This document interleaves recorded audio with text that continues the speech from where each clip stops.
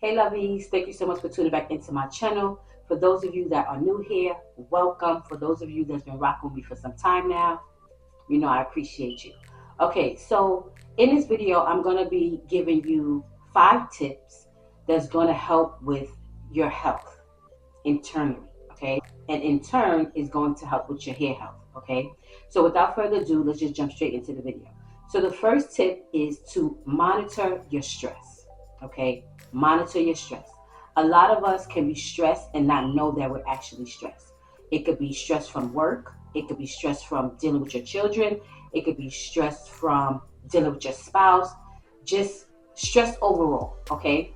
And like I said, a lot of us could be stressed and not know that we're stressed. So you want to make sure you're monitoring this. And you'll know that you're stressed by certain signs, okay? So if you notice that you constantly are having headaches, you can't really focus well, you're having heart palpitations, your blood pressure is raised, your sugar level is raised, those type of signs can be an indication that you're stressing, okay? So you want to make sure you're monitoring your stress, because the higher your stress level goes, the more you can begin to lose hair. It can really slow down the growing process of your hair. You'll begin to lose hair versus you actually growing hair, okay? So the first tip is to monitor your stress. The second tip, which also falls into tip number 1, is try to incorporate ashwagandha into your diet. Now, ashwagandha is an adaptogen, and it actually helps with your cortisol level. And the cortisol in your body is your stress hormone. So if you incorporate ashwagandha into your diet, whether you're taking ashwagandha gummy or ashwagandha tea or something like that, it can really help to reduce your stress level. It could really keep it at a minimal level or where it's supposed to be.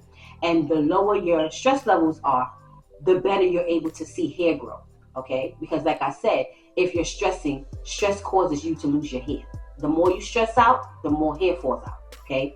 So by you incorporating this ashwagandha into your diet, it can really help to lower your stress, whether you're stressed or not, or know that you're stressed.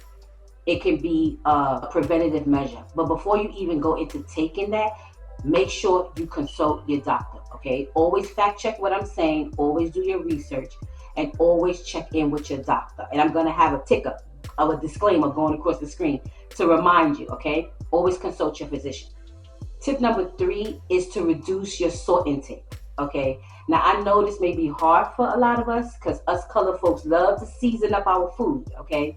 We don't want no bland chicken and we don't want no unseasoned rice. So I know for us, it's kind of hard. And my Caucasian sisters like to season up their food too. So this goes for everybody. But you want to make sure you reduce your salt intake. According to the American Heart Association, they said that we're supposed to have 2,000 to 300, no more than 2,000 to 300 mgs of sodium a day, okay? A day. So if you're not checking the ingredients label on the back of your food or whatever you're buying, you have to look at that sodium content. If it's 680 mgs or whatever sodium, you're actually, taking in salt too much, okay? And the equivalent of the 2,300 would be 1 tablespoon of salt. So if you're doing 1 tablespoon of salt or more, then you're already over the 2,300, okay? And then for children, it's between 1,000 and 1,900.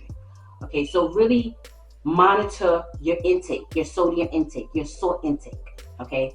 Because when you're taking in too much salt, it can cause you not only to have high blood pressure, but it can also cause you to be dehydrated, okay? We need to be hydrated. We need our hair to be hydrated. We need our insides to be hydrated, our skin to be hydrated. But the salt is actually sucking up all of that, okay? So if you're not drinking water, which you should be drinking water on a daily basis, that can cause you to become dehydrated too. So you want to try to eliminate that, okay? Try to drink more water and try to lower your salt intake. That's going to really help with helping you to keep your hair hydrated. When your hair is hydrated, your hair can actually grow, okay? Okay, and tip number 4 is check your gut health. If you're somebody that experiences bloating and digestive issues, you're always constipated, you want to make sure you check your gut health, okay? Because it's our gut that helps us to absorb the nutrients from the food that we eat. And if your stomach is not in the best of health, that's gonna prevent your hair from growing the way it needs to grow too. Because by your stomach absorbing the nutrients from your food, then our hair can better grow the way it needs to grow. Okay, so make sure you're checking in with your doctor. In one of my other videos, I told you one of the tips was for you to get your blood work done. Okay, so once you go get your blood work done, also have them check your gut health. That's very important, especially when it comes to your hair.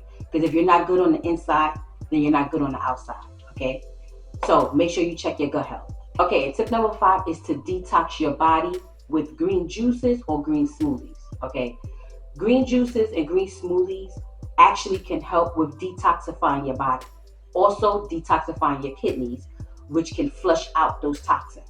Okay, so make sure you're incorporating spinach, kale, celery, all that stuff into your smoothies and into your juices. You can actually do a celery, kale, green apple smoothie. You could do a celery, pineapple, spinach smoothie. There's so many different ways that you can juice the greens and make smoothies out of the greens to really get the nutrients that you need and get the benefits that you need to help you have healthy hair growth. Okay, so those are the 5 health tips that I wanted to share with you, ladies. I hope you enjoyed this video. Be blessed, and I'll see you in the next one. And I love you with the love of Christ.